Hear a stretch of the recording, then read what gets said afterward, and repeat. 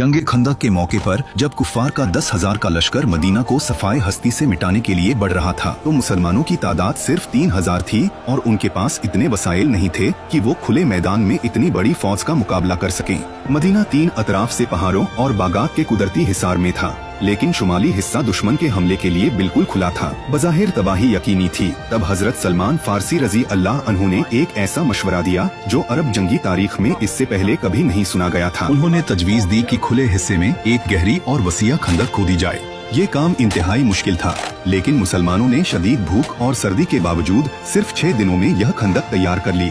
जब दुश्मन का लश्कर पहुंचा तो वो यह मंजर देखकर हक्का बक्का रह गया, क्योंकि उनके घुड़सवारों के लिए इस खंदक को फलांगना नामुमकिन था।